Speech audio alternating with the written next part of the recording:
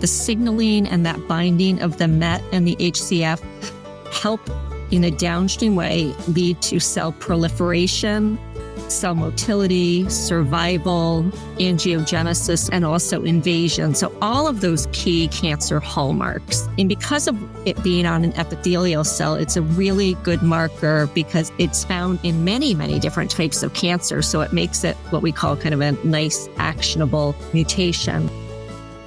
You're listening to the ONS podcast, where ONS Voices Talk Cancer, a resource from the Oncology Nursing Society. Through conversations with subject matter experts, we examine the important issues in oncology nursing, from new treatments to patient-centered research to advancements in clinical practice.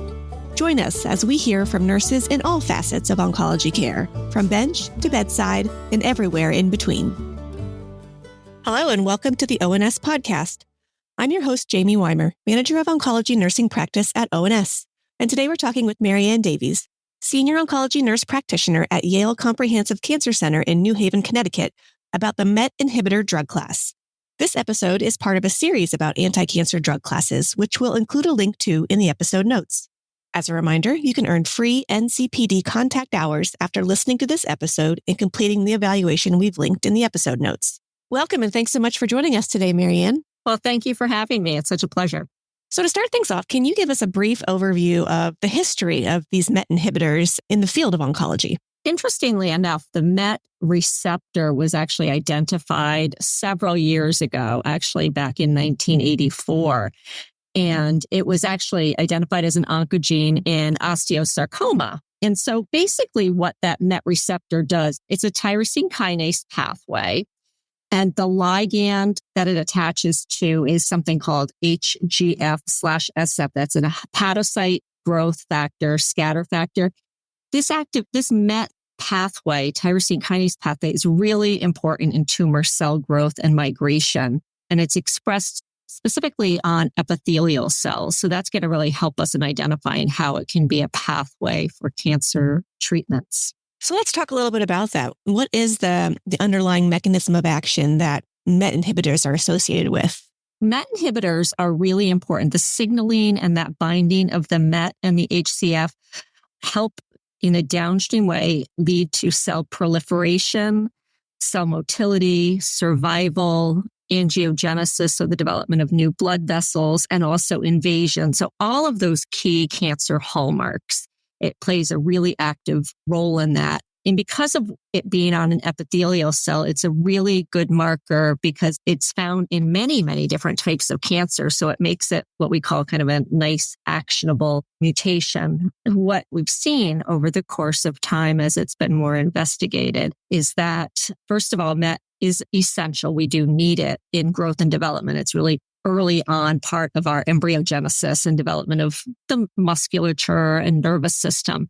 But then after that is done, we don't really need that activation to the high level. But when it is engaged, it really is, as I said, involved in accelerated cell proliferation. So tumor growth, and it gives the cells the ability to kind of travel throughout the body and survive. So that survival mechanism where it evades apoptosis. So it really is key signal in cancer development. One of the things is we know that when it's present in high levels, certain aspects of it, it actually is associated with poor prognosis and resistance to many different types of therapy. One of the other things we've learned about MET is that, similar to other kind of markers that we have identified, is that there are subsets of that marker. So for MET, we might have amplifications, overexpression, or mutations, or even rearrangements. So delving further into really analyzing what markers certain tumors have is important because each one of those categories behaves very differently. That kind of leads me into my next question. Within the actual drugs that we have approved in this class, are they sort of divided into subclasses? And maybe you could highlight some examples of just what these agents are, some of the either newer agents or just MET inhibitors that we might see commonly in practice. The ones that we typically see are kind of point mutations, which are exon 14 skipping. That is found predominantly, or in most cases, in non-small cell lung cancer. It plays a role in about 2 to 4% of non-small cell lung cancer. And then it's found less frequently in cancers such as gastric, gliomas, sarcomas, and cancers of unknown origin. And then there's another group, which is really those that have overexpression. So for the ones that are the MET exon 14, there are two broad categories of treatments that have been not just in development, but even approved. So the first group are tyrosine kinase inhibitors. So those are small molecules. They're oral treatments. They're taken by pill. And even within the tyrosine kinase inhibitors, there's two subclasses. So we call it type 1 and type 2. And that really is not so important, I think, for nurses to understand. It just means that they act and cause a blockade in a different part of the pathway, but essentially work all the same way by helping to stop that downstream effect of that MET pathway. Some examples in this category are, one of the first ones developed was crizotinib. Another one is capmatinib and tepotinib. So those are the most common, and cabozantinib is also approved. And then the other category are antibodies, so monoclonal antibodies. So those drugs that end in the MAB. Amivantamab is one that we've had some experience with, not only in non-small cell lung cancer, but also in some other diseases at this point.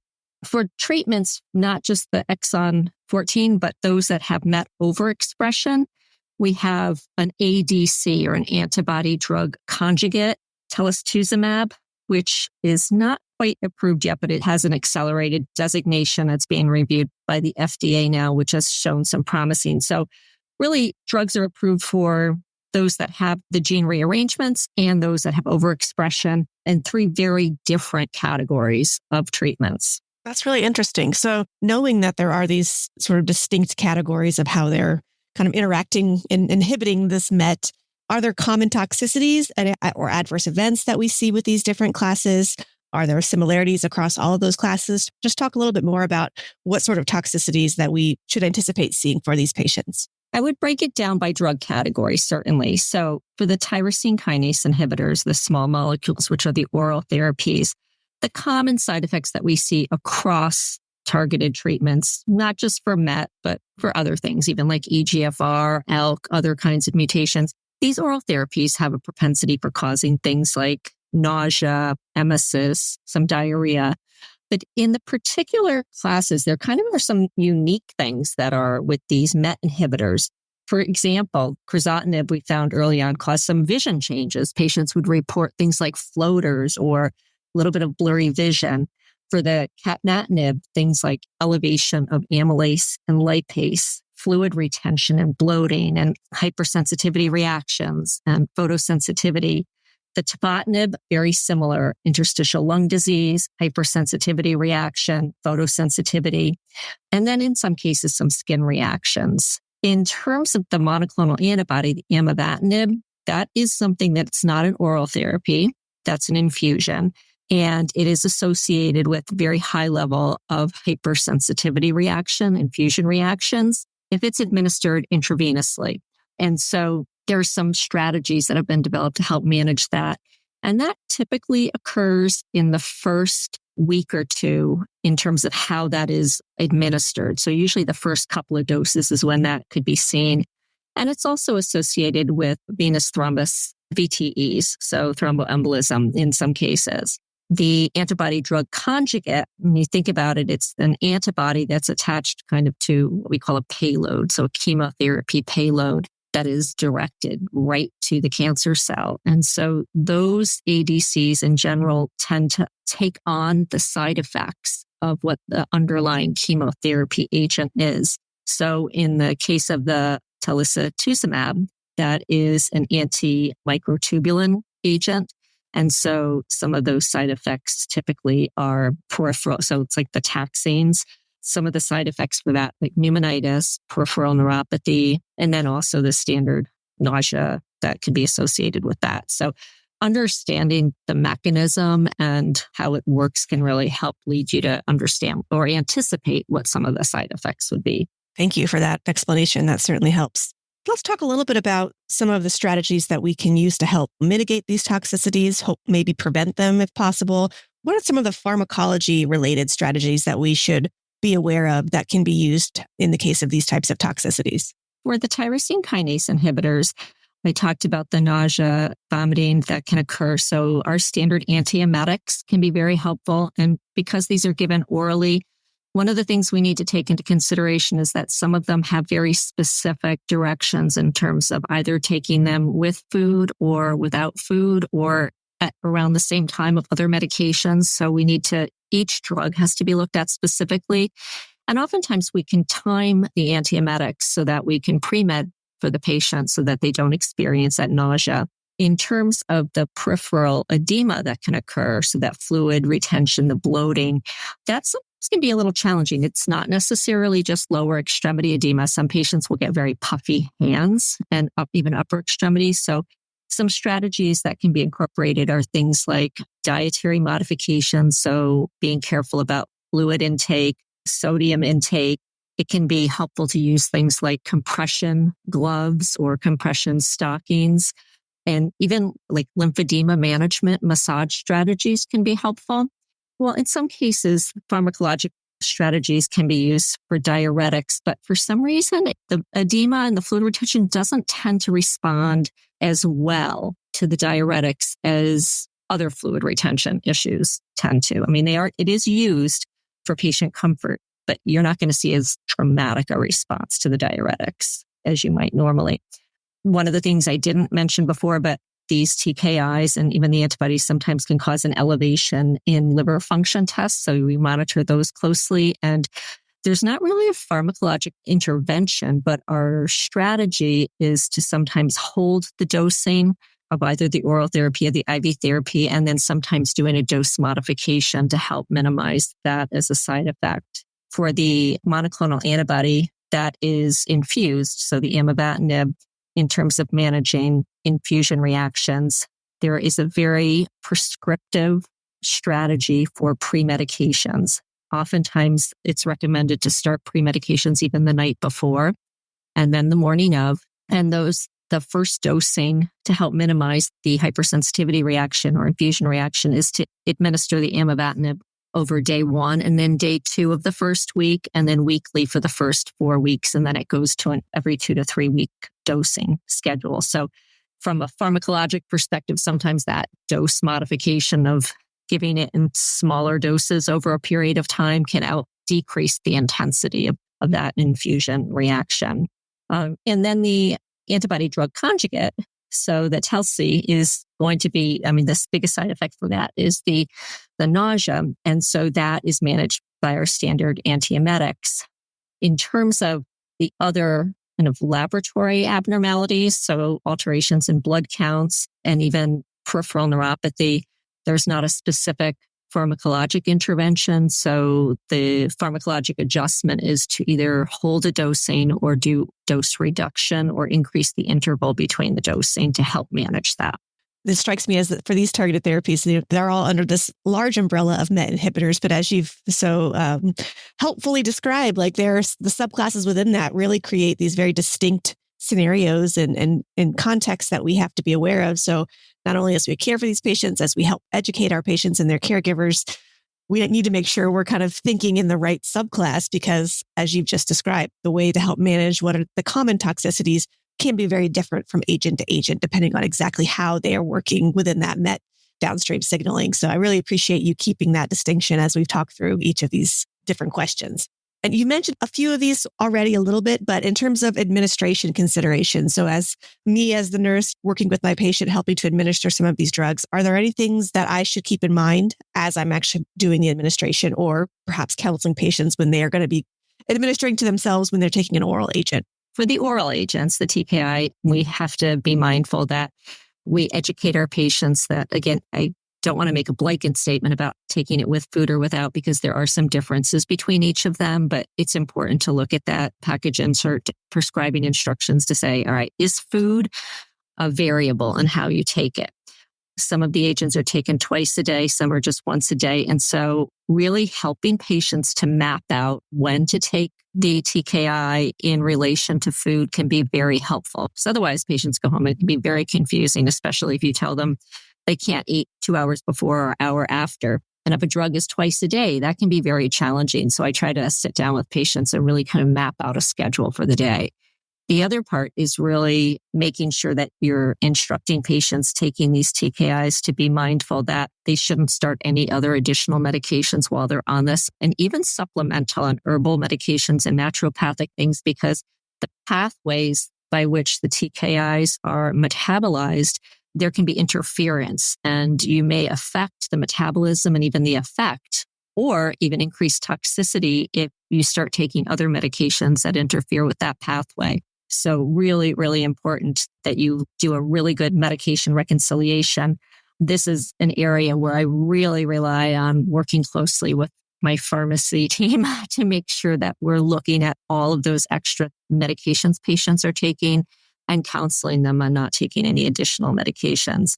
Other things to teach for the TKI is the self-management strategies in terms of nausea management and dietary changes. For the risk of the peripheral edema, having them do things like maybe doing daily weights or at least weights every other day, and sometimes doing measurements, limb measurements, so it can help us really quantify the amount of fluid retention they have.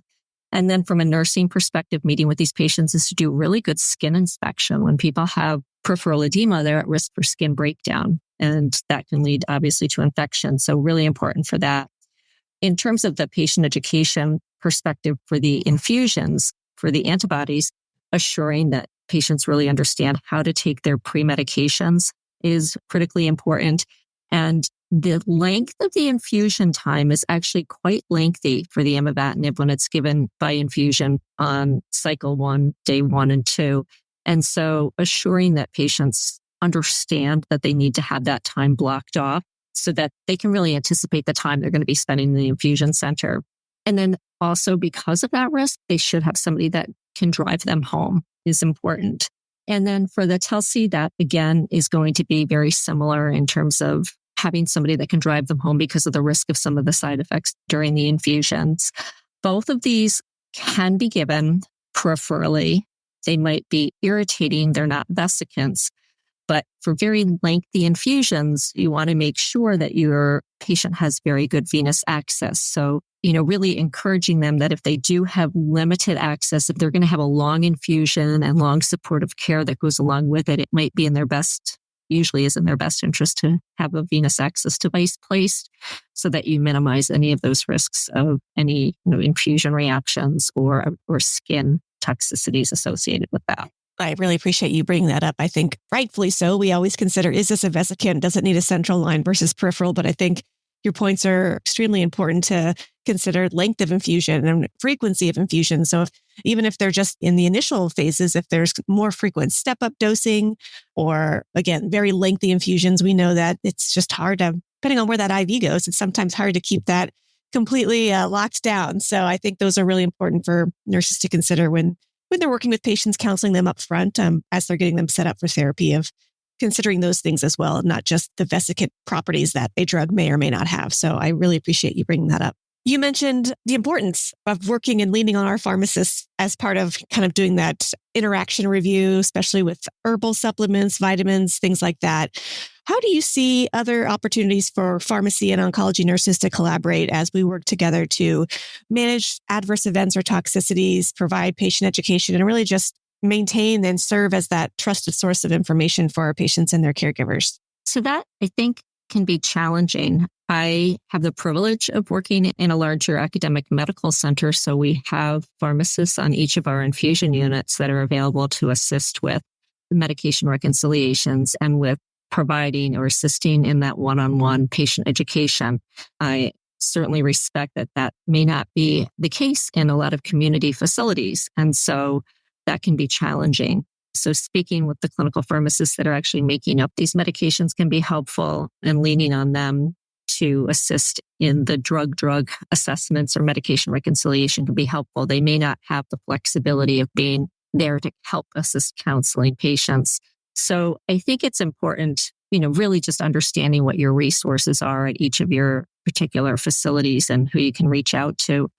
Another thing that sometimes our pharmacists get involved in, and there may be different people that take on different roles at other organizations, but particularly for the oral therapies, we know that those have to go through specialty pharmacies in terms of where those prescriptions are being filled.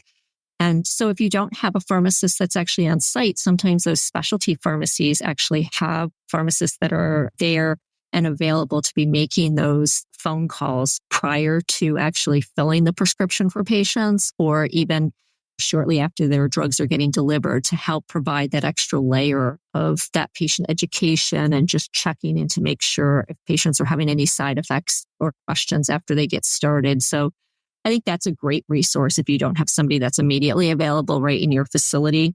Another aspect that our pharmacists, both on site and at the specialty pharmacy, participate in is that prior authorization for some of those oral agents. That really can be challenging for some patients depending on their insurance. They may really experience a lot of financial toxicity with co-pays and such. And so we work with our pharmacists to make sure we have patients communicating really well with us. If they're getting a bill or hearing from their insurance company that things aren't getting covered or things are going to be challenging, then we try to be really mindful of selecting the right NET inhibitor for them that will make sure that they get the treatment they need, but also doesn't put the patient in a position where they're suffering really excess financial toxicity. Or we've seen this in other kinds of diseases where patients are prescribed medications and they'll say yes to the provider, but then they can't fill it because they can't afford to fill their prescriptions or fill their renewals. And so patients need to know that if they're going to start on this, it's something that's meant for them to be on every single day and on an ongoing basis. And so we need to find a way that we can make sure that that can be successful.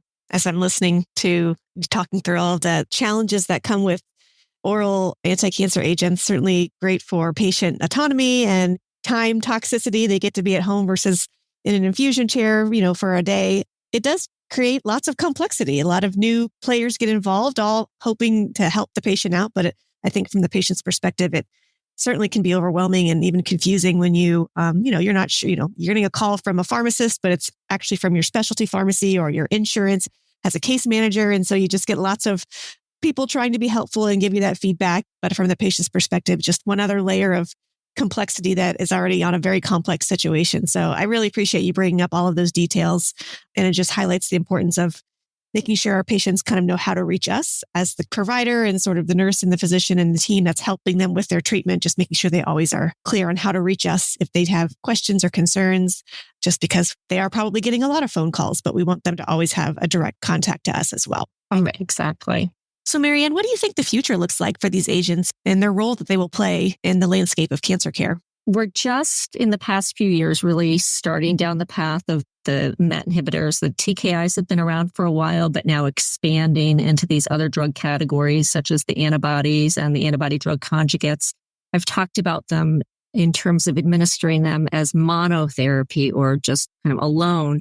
However, there's a lot of different approvals for these to be given in combination with a different category of drug. So a TKI with chemotherapy or an antibody with a different TKI. And so we need to then think even broader. So if we're not just looking at one classification of drugs, so in terms of potential side effects and administration. So the combination therapy is really expanding and we're seeing a lot of clinical trials for that. We're also seeing different alternative routes. So for instance, amivantamab is in some diseases given subcutaneously and certainly in clinical trials. And so maybe different routes of administration may actually help alleviate some of the toxicity. So I think keeping on top of all of those trials and as the indications are all updated is really important. Well, Marianne, thank you so much for all of the information you've shared with us today about MET inhibitors. As we reach the end of our podcast, we do like to always run through a series of sort of quick fire questions just to help summarize some of the key takeaways that we want to leave our listeners with. So to start that off, how do you think healthcare professionals should be sure to evaluate their hidden or maybe their implicit bias when it comes to working with MET inhibitors? One thing that I think I see people having some different, biases about, or whether or not is an oral therapy better than an infusion therapy. And there's going to be different patient scenarios. So recognizing that, not trying to allow that influence in terms of the counseling of patients, in terms of the regimen that is being selected is going to be really important.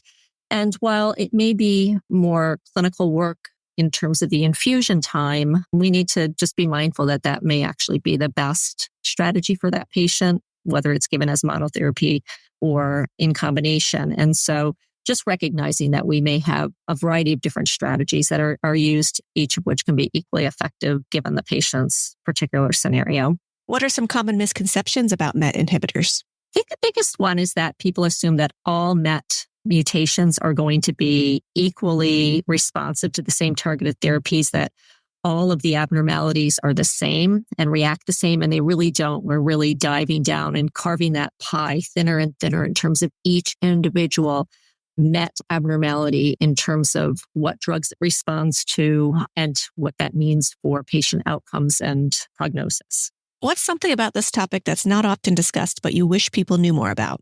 I think the biggest thing, particularly for nurses, is that we really need to reinforce for our patients the need for that molecular testing up front.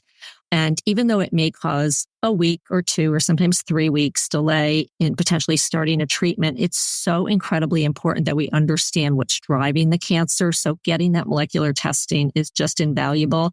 And that in some cases, we may even need to rebiopsy if a patient does have progression, because we may be looking for mechanisms of resistance or the development of a new mutation for which we might have a targeted therapy. So those strategies for evaluation are critically important in our decision-making. So important, absolutely. What additional training or education do oncology nurses need to stay current on this topic? Particularly for our antibodies and our antibody drug conjugates, there are newer types of therapies and mechanisms of action. And I think it's really important for the oncology nurse to kind of go back to the science and understand, how does this drug work?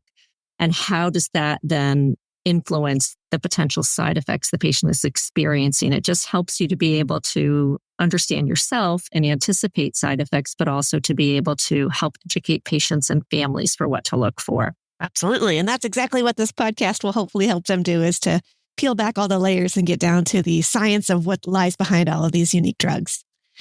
And then finally, what are some additional resources that you might recommend for our patients or other providers who might want to learn more?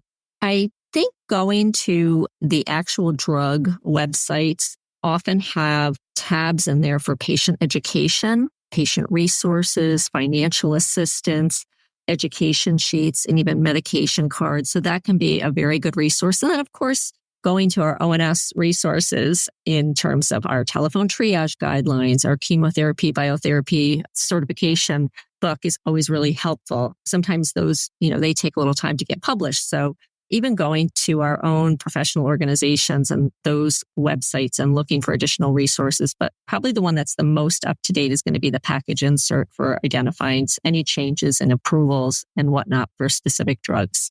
I absolutely agree. And for some of these newer agents, especially if they have complex dosing or administration schedules, we see lots of conversation on our ONS communities where they're giving it for the first time and they ask, how did you do it at your institution?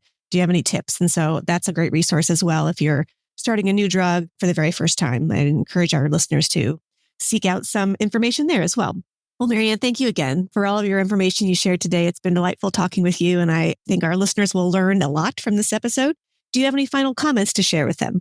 The biggest thing is that how exciting is it that we have identified and continue to identify an increasing number of actionable molecular targets for our patients. And so it's really changed the landscape for how we treat several cancers. And it provides an opportunity for us to really give personalized treatment to our cancer patients. And I think that's probably the most exciting thing. And it continues to be the most exciting outlook on the horizon for our patients.